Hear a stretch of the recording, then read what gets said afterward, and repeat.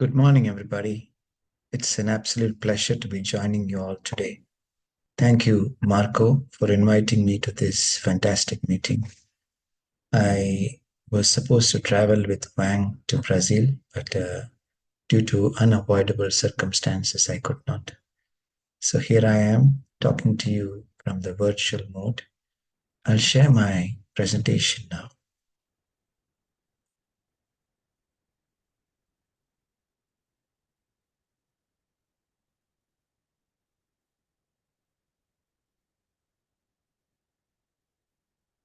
I'll be talking about success, happiness, fitness, and spirituality. So, in all these four, there is a certain balance we have to find. If we are just successful without happiness, fitness, and spirituality, then I believe it is not well rounded and it will not lead to a good life. So, these four, if you generally fit in, you it's my assumption that we can have a good life. So, what is success? I mean, success is I was thinking about it, and success is such a vague definition. For some people, what is success is not the success of another man. So, success, what we did is we started Sisternostomy in 2007. There was a completely new paradigm shift. We described how the brain is cooled. We described various skull-based techniques like going transcavernous via the orbitomeningeal band. We described a classification for carotid. We started working on hypervision. We made an exoscope, then made another exoscope in India. We made a robotic endoscope holder.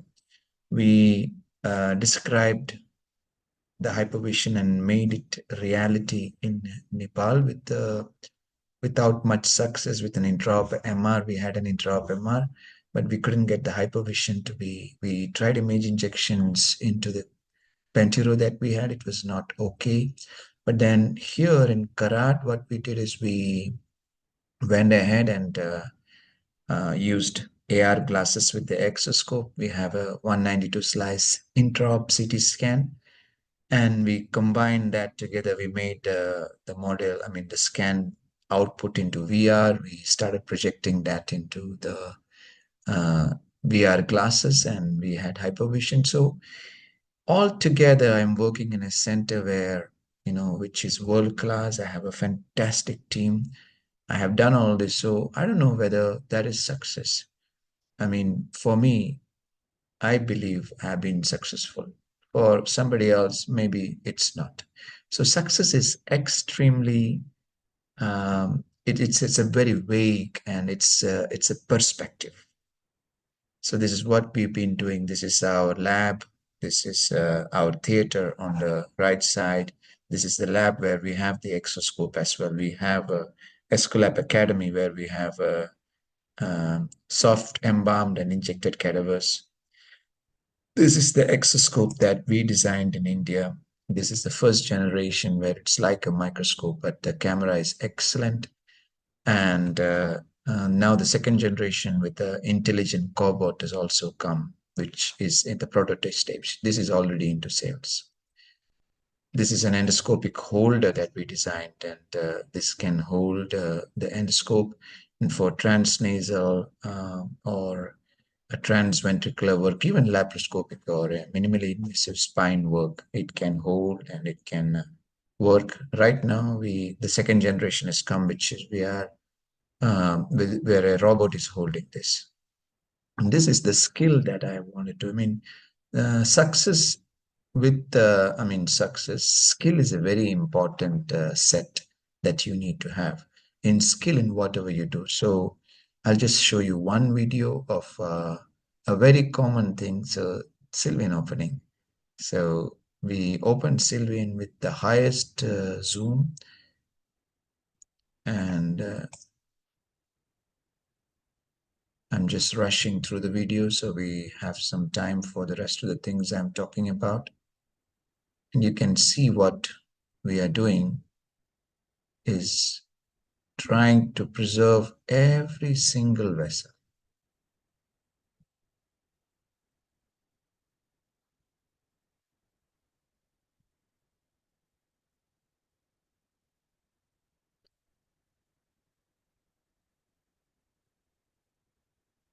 trying to preserve every single vessel. Dissect just arachnoid, not the vessels.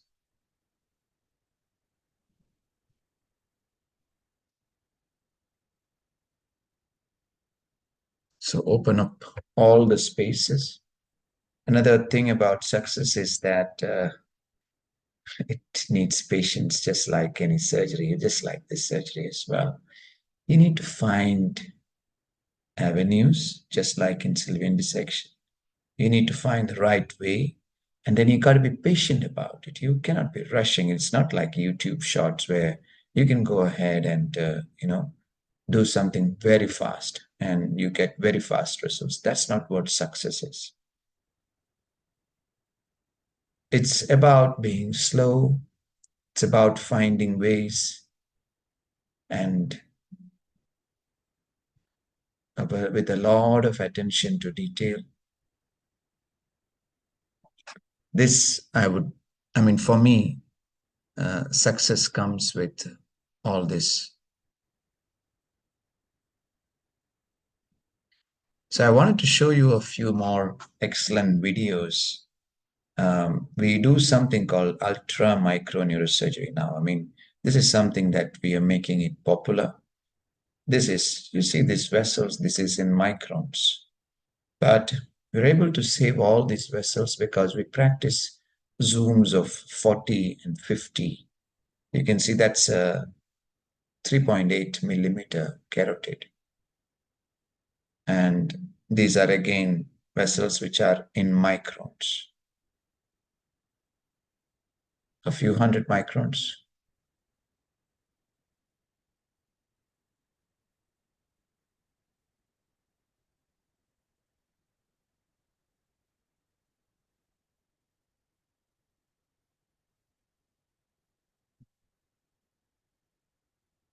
So you can see how the optic nerve is slowly dissected away, keeping each vessel intact.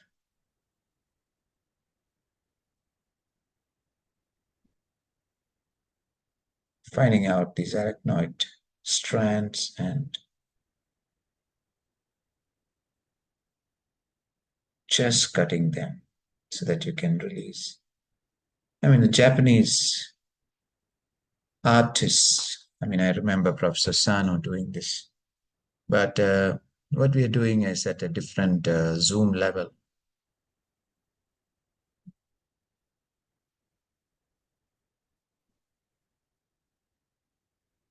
So I would say this is success. This is our innovations in microscopic neurosurgery. It's about our hypervision. So this is how the hypervision is. We get the exoscope. We'll show you a video of it. Exoscope, and the exoscope output is taken to VR glasses. We were using Microsoft HoloLens. Now we're using um, the Apple Pro, and this is how it is superimposition of the scan image onto the real field of exoscope with virtual reality, not a 2D injection. So this is an example. This is a book that TM brought out. It's about my technique of cystonostomy. And this is something that we've been waiting for almost 15 years now. The book has come out very well. And this is our theater. I would like you to see this.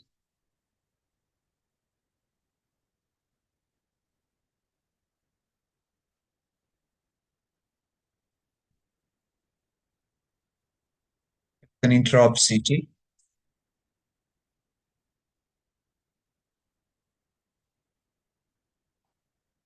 And that's Microsoft HoloLens.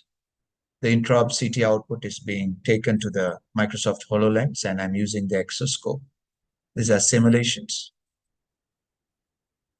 They have the robotic endoscopic holder, and that's my team. I have a team of 4 professors, few junior consultants, PGs, fellows, about 100 nurses, and we have 200 beds for neurosurgery, which is mostly charitable in this place.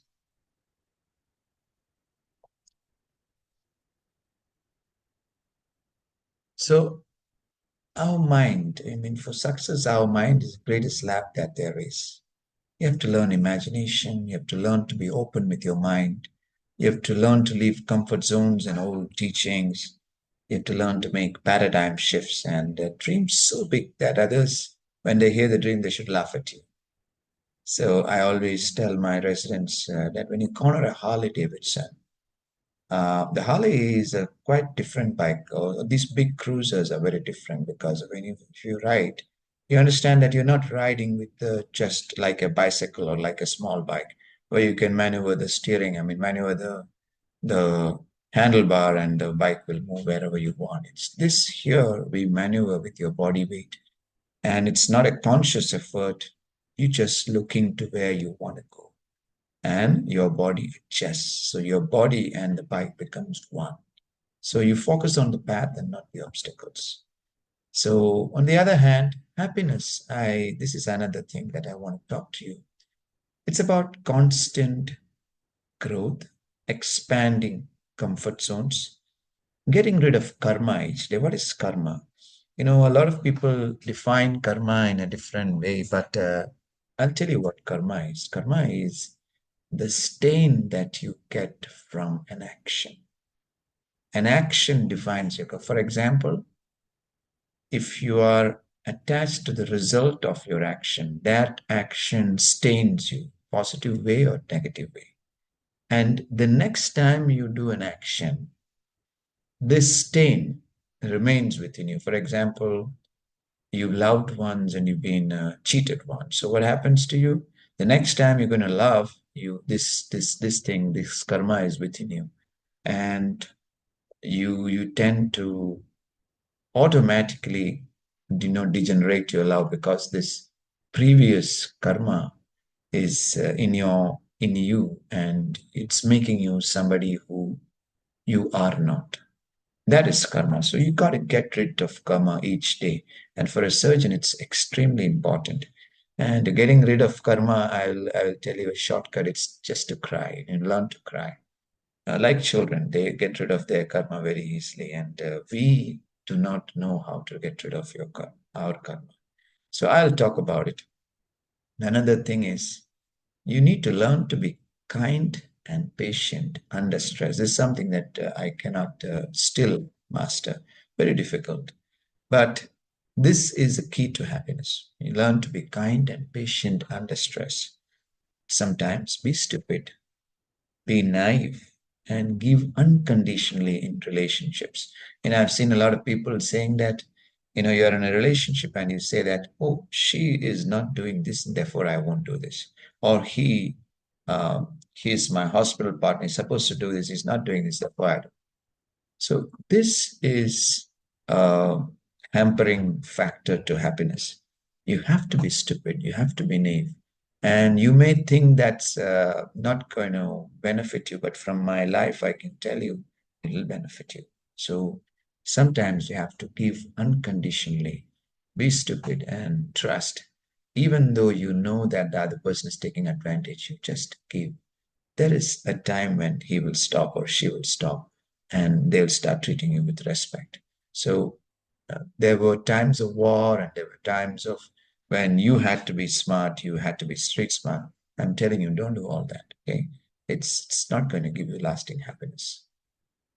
Now, when it comes to fitness, fitness is all about getting stronger each day, embracing your comfort zones. I mean, embracing your comfort zones first, and then after that, see how you can grow your comfort zone.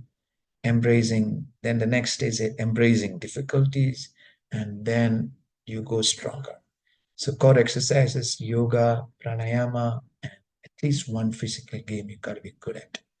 So, we have this competition where we have six packs each year. So I believe in making and breaking. After the six packs competition, I eat not uncontrolled, but I eat enough so that, by next August, I'm on six packs again. Another thing is breaking down boundaries. We always tend to make two, I mean, classifications. It's either black or white, good or bad, past or present, black. There are things that we classify. So to be happy, I mean, I say to be quantum coherent. Quantum coherence is something that exists within every life. And, there, your classical physics and your quantum is coexisting in harmony. To improve quantum coherence, there are some things you can chant, you can hear very beautiful music, you know, you could do things that make you happy or be with the nature. This all improves your quantum coherence. And this is what really makes you fulfilled. I mean, happy. It's not money, or it's not the number of cases, or it's not putting down somebody. No, this is not. So you have to understand that you should break down all boundaries. And if you've been unhappy with somebody, and for example, your father or somebody, go hug him. Okay, it's not a defeat. I mean, so it's sad that people think if you are unhappy with your brother, go hug him, tell him you're sorry. Even though the mistake is his, you tell him you're sorry. It's not a mistake. It's not something that you have to hold on to. Within this time, I've seen so many people passing away, and my dad recently passed away, and I was so happy that I every time I go home, I was hugging him and I was talking to him with a lot of love, and he was talking to me with a lot of love. And that's how it should be. And I know about friends who did not do this, and when their dad passed away, they could not contain the regret. They were very, very upset. Now, when it comes to spirituality, this is another thing. I mean, we have talked about success, fitness, happiness. Spirituality is something that I want to dwell a little bit more with you. So, the first, you have to understand what is a chakra. Chakras are small centers of energy you have from bottom to up. And these centers of energy are filled with something called prana. In India, we call it prana. It's a life force. So when the life force starts filling, it starts filling from the bottom. Let's say a wine cup. So a wine cup when you start pouring the wine to it, it starts filling from the bottom. So when it starts filling from the bottom, the first part that it will fill is Muladhara. Muladhara is below the sacrum. This chakra deals with lust and also deals with creativity. And when you hear lust, everybody, all the society, they'll say, lust. No, it's not good. That's the biggest mistake that we make. Lust is the primal life force. I mean, if somebody is lustful, we cannot look at him like he's a sinner. All the religions, they started labeling these people as sinners, bad people. So lust can be for anything, can be for making love, sex, or could be for food, could be for money. It's like attracting something to you. That is Muladhara. And the same way, bringing out something from your creativity. Okay, so both is Muladhara. Then comes the next chakra when prana fills through that. I mean, instead of stopping there or saying it's a sin and then secretly trying to, do these things. Instead of that, if you're satisfied, then you come to Swadhisthana. Swadhisthana is the next chakra, where it's the chakra of satisfaction, where you say, oh, I've had this. I'm so happy that I've done this.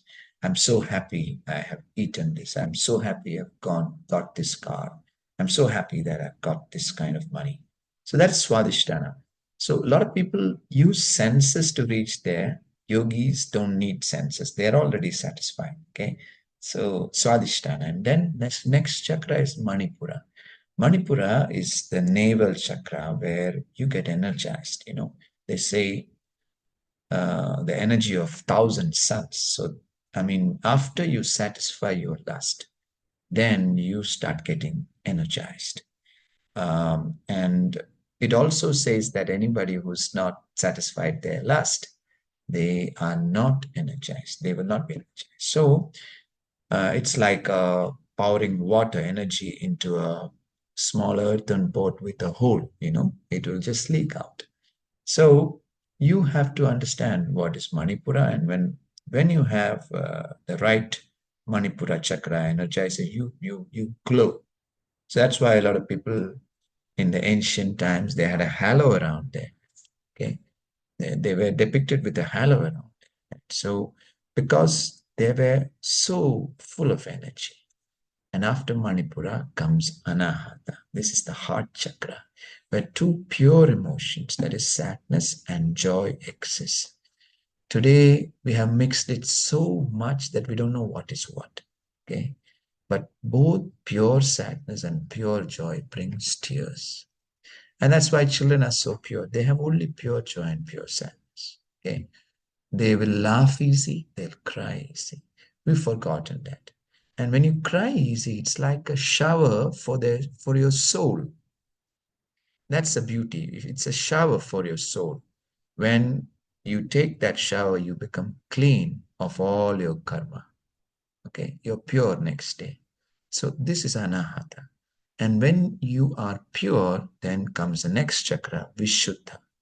This stage is when you are so kind that even if you have one shirt, somebody asks you that shirt, you give it away easily without feeling that, oh, why are you asking me that? There is, you know, absolute trust and absolute kindness. This is Vishuddha. And when you reach the stage of Vishuddha, you'll be always happy. You will be having no guilt, no shame, always happy. And the next chakra is Ajna. Ajna is a chakra where your left-sided female energy, Ida, right-sided male energy, Pingala, they join together with your main nerve or Sushumna. It's Sushumna which connects you to the skies. The Sushumna starts from your sacral chakra and connects to the skies. But your left-sided energy and your right-sided energy intertwine on the Sushumna, and all boundaries, male, female, good, bad, past, present, black, white, this religion, this country, that country, everything goes away. Everything goes away. Ajna is the place, it's a third eye. When it's opened, the whole physical world, the boundaries just disappear. And for you, because you see the world as boundaries, you classify this guy is from Peru, he's from Brazil, he's from India, he's from China, he's black, his nose is small, his nose is big, his eyes are big, like that. He's rich, he's poor, all those boundaries fall away. So your world falls away. Okay. And then when all boundaries dissolve, what is left is, Niragar, Nirgun. That means no shape, no boundaries. Okay. No properties. And that is Ajna. The next chakra is Sahasrasara. Sahasrasara is the chakra where you understand the whole universe is you. So till now, prana ascended through you as a fire. And in Sahasrasara, the fire dies. Okay. Only ashes remain. Ash in Hinduism signifies Shiva. It just tells you that the fire of knowledge, the fire of prana has burned through you, and now nothing remains. It's just the stillness. But you understand you are the universe. Okay. You are everything. Okay. There is no God and you. It is just you. Okay. And everybody is you. Everything is you. This is called Tattvam Asi. This means you are the principle, or Aham Brahmasmi. I am the universe. Okay. Shivoham. This state is called Shivoham or Moksha. So this I hope I have dwelt on success, happiness, fitness, and spirituality in small ways. Now, when we do neurosurgery, you must always think that you must understand that there is a lot of other things. These are the other things we do. We have drifting cars, we have monster jeeps, and we enjoy innovations. And so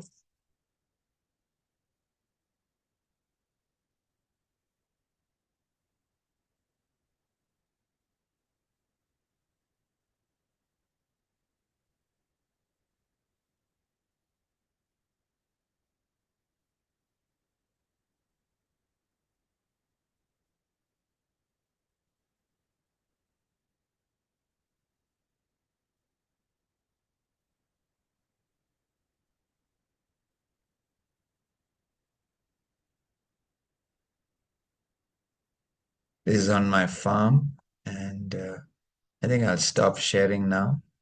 Thank you very much. And I will take uh, any questions now.